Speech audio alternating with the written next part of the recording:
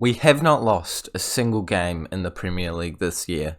And I know I've brought this up in like 5 separate intros, but we suck against Manchester United. I think you can guess where this one's going. In today's episode, we are facing Manchester United away from home in a first versus second clash, which could potentially end our non-losing streak. Oh, unbeaten is the word. Unbeaten streak. Yeah.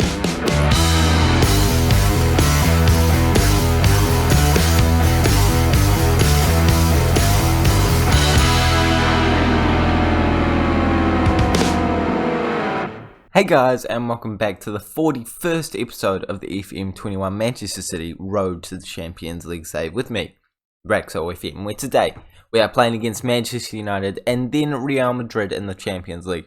2 important matches. This is a good episode, and for that reason, I want you to smash the like button as well as subscribe to the Raxo FM YouTube channel. And we're going big today. 10 likes. Boom. You heard it here first. We're going for big goals today. We're going for big wins. And we're going over what's happened since last time we saw each other. I've simulated quite a few games off camera. I'm proud of myself. I put in some serious work here. Just chilling. Watching Spider-Man 1 and Spider-Man 2. You know, the original ones. Because, you know, that new trailer for Spider-Man came out. It's got that claw guy. Dr. Octopus, I think he's called. That is in the trailer for the new Spider-Man. Sorry if that spoiled it.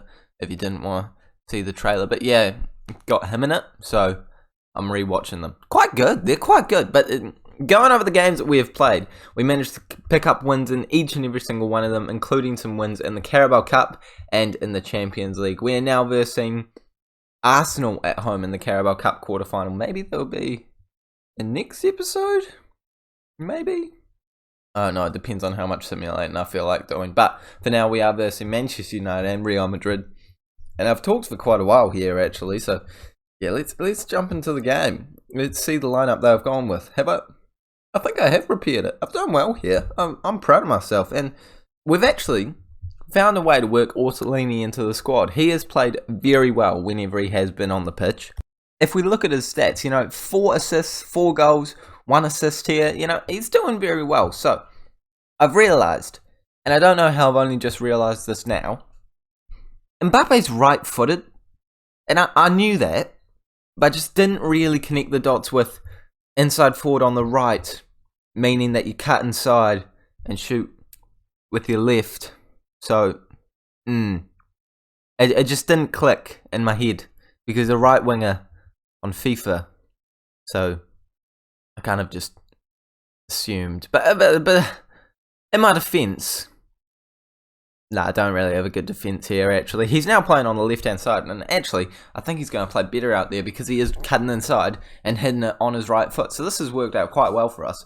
It means Orsolini can come into the lineup. We've got good players on the bench. Pedri and Ferran Torres just haven't been at the races this year, unfortunately. So they're not picking up starting spots. This is our starting lineup, and I've talked for much longer after I said I was going to stop talking, but of course, yeah, continue rambling on. Actually, it's only been 2 minutes and 50 seconds. That's calm. Like, for me, that is absolutely calm. And I've realised very quickly, away from home against a side that I don't tend to do very well against, going attacking straight off the bat might not be the way to go. I should have looked at the lineup. They've got a couple of good players in there. A lot of players still from the original Manchester United lineup. In fact, Militao, Longley, Enrique and Kane are the only changes they've made.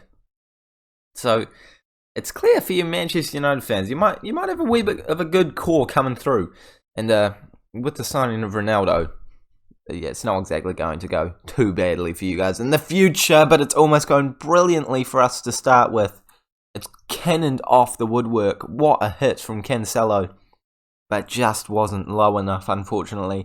And that does mean that we are looking like the better side early on here. With only 15 minutes to go in this first half, though, I don't think we're seeing another highlight, boys and girls. It's been a bland affair. A lot of shots coming from either side, but not incredibly high XGs for either team. So we are going into halftime at 0-0. Far from pleased with the performance. However, I probably would take a nil-all draw just to keep, the unbeaten run going. But I would love to be able to beat this Manchester United lineup. We all know I've been stumped by it more than a couple of times. So let's try and make sure we come away with 3 points. And the change that I'm making to do that is bringing off Haaland. And that's debatable. But a 6.3 rating. He hasn't actually been on insane form this year. I know he's the top goal scorer in the Premier League, but I don't know, that you expect that from Haaland. He's not scored 20 yet, and I would have expected that by now. So you need to have high expectations of your players, boys and girls. That's all I'm saying. And he's got to come off if he's not having a good game. So Fabio Silva having a crack up top in a big game, what's he going to do? I don't know. Hopefully score a goal is the aim, especially because he's a striker. And we've picked up the ball, so he could do exactly that. Mbappe trying to play it through. He's dribbling. Yeah, he's continuing to go, cutting inside on that right hand, and it's not quite gone the way. Okay.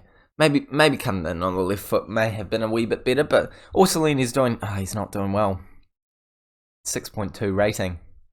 None of my tactical moves have really been justified here, have they? I'm going to bring Bellingham on, and I'm going to bring Orsolini off. Mbappe's going on to the right-hand side, and Pedri is going to go on the left-hand side, and that is all the tactical substitutions I can make, and all we can do now is sit, watch, and hope that we put the ball into the back of the net. Manchester United have only had one shot in the second half, so we're clearly the better side, and I thought it was about to be proven with a goal there. Ruben Diaz just above the bar, or to the right, or to the I don't know, but it wasn't on target, and now a lot of our players are looking tired, and the game is over. A nil-all draw, I said I'd take it. I do take it. I do take it, to be fair. We were the better side out there, just couldn't take our chances, unfortunately. And Manchester United well and truly have held on for a draw there. They know that they weren't the better side there.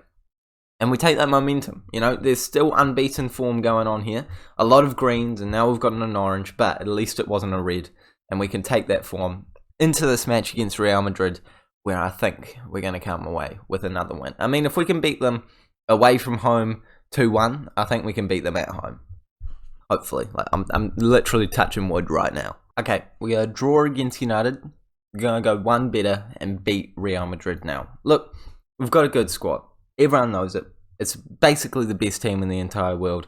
We've got Haaland up top, Torres, Pedri, Foden, Bellingham, Locatelli, Kimmich, Diaz, Laporte, Angelino, and Donnarumma. No one can beat that. That's a rotated squad for us. And no one can beat it still. We're coming away with a 2-0 win here. I'm calling it right now. It's happening. It's in the books. And we're kicking off.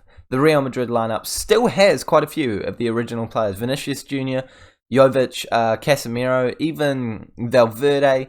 Pretty sure they have a couple others in there. I didn't get through the entire squad. But Inigo, or something like that. Martinez at centre-back is not someone that I expected to be in the squad. And Vinicius Jr. shooting early on is not something that I expected to happen either.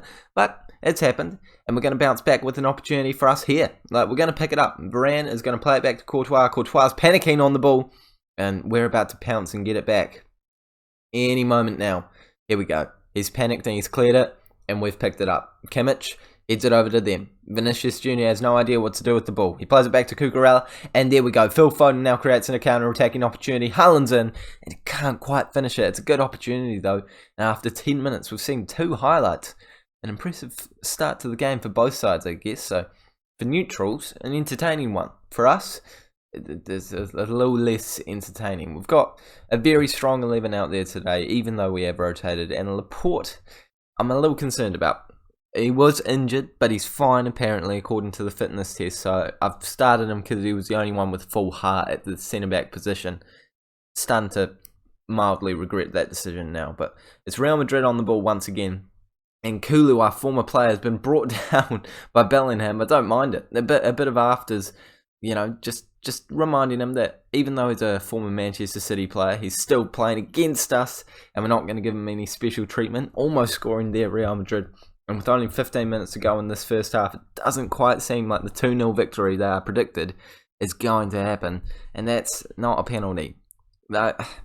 I'm just pausing it because it's not a penalty. I'm not going to pause it on the off chance that it is a penalty. But it's just not a penalty. Can we get rid of this? I make the same comment, the same joke every time. I don't even find it funny anymore. It's a bit... Sorry? I love Football Manager. Haaland steps up to the plate. I hate Football Manager. I absolutely despise it as a game. Oh my gosh. After all of that, here's a penalty. And it's a penalty that we've missed. Well, that's ideal. That's exactly what we wanted, isn't it, boys and girls? 5 minutes go in this half, and we should be 1-0 up. But we still have a chance here. If we pick the ball up at some point in time, this could be our opportunity. But for now, it's Real Madrid knocking it around. Vinicius Jr. has been tackled by Locatelli. He's been a real thorn in our side so far this game. But we've done enough to get the ball back here. And Bellingham plays it forward to Foden.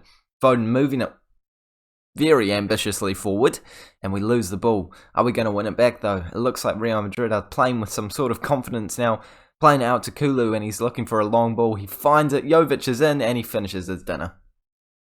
And we're 1-0 down. And it's Kulu, our former player, that's got the assist. That's not quite gone the way I thought this first half was going to go. The 2-0 victory is certainly not happening now, but we could get one back straight away as we see a highlight. Bellingham going to switch it over to Foden. Foden can't get onto the end of that though, and Real Madrid could double their advantage. I'm pretty sure Foden was just nuts there by Vinicius Jr. That's ideal. That's what you want from your right wingers, who are, to be fair, not actually the best defenders in the world. So I'll cut him some slack there, but we've won the ball back. Haaland's in. Can we make it 1-1? It should be 1-1, without a doubt. The penalty, the 1-on-1, Haaland's not having the best day at the office, and generally we're not having the best day at the office. I'm far from pleased with the performance. Let's see a better showing in the second half, and straight away we're bouncing back. There's an opportunity for us. Pedri is going to play it down the way. No, he's played it back, and I don't mind it. As long as there's a chance, and there is a goal at the end of it. Haaland turning into the assister today. He's realised he's not got his shooting boots on, so he unselfishly puts it into Phil Foden, and Phil Foden cannot miss from that sort of range, and it's back on level terms, and we are well and truly within this competition now. Brilliant ball over the top, and Haaland has the vision to get that ball across to Foden. That is majestic. That's a great team goal, and maybe we can add to it now with that momentum on our side. 5 shots to 4. I mean, there's not a lot in it, is it? But there's one more opportunity for us. I hope more than one, naturally, because there's still half an hour of football to play. But Ferran Torres is running down the line, plays it back to Angelino. You know, he's meant to do that. Bellingham's in there, and he finishes it. And we're 2-1 up, boys and girls. I knew that we were going to come away with the win today. Brilliant stuff by Bellingham.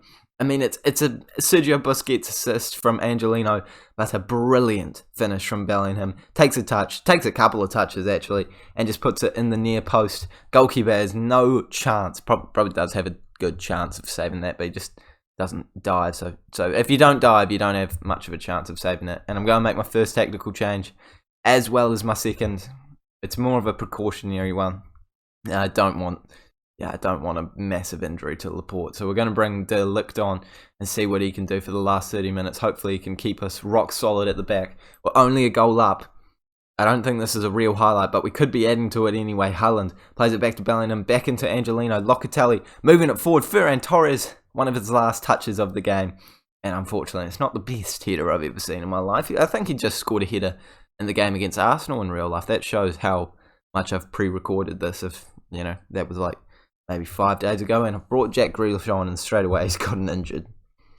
That's a world-class substitution by myself. Okay, let's bring Serge Milinkovic-Savic on. Bear with, and do that. See, it looked dodgy to start with, playing SMS on the left, but I've switched some players around, and now it looks less dodgy. And we could be getting a goal because of my brilliant tactical move. Pedri on the left side goes for the... Less said about that, the better. Let's just move on. Let's just simulate the rest of the game, not see a single highlight, come away with the win, and potentially get ourselves into the next round of the Champions League. Is this going to be enough if we win this game? 15 points. I don't know if it will be confirmed as us qualified in the top spot yet, but we've definitely qualified, you know, generally, because I think Lazio can still actually catch us. No, they can't. There's only one game left. We've qualified in the top spot, boys and girls. Get in. That is a brilliant episode. We've managed to stay on top of the Premier League, 7 points clear of Manchester United. Newcastle in 3rd place. Sorry, how have I only just noticed that? Newcastle are in 3rd place. Well done. And we're top of the Champions League group, going through to the next round. And I'm chuffed with how that episode has gone. Thank you guys so much for watching it. I hope you have enjoyed it.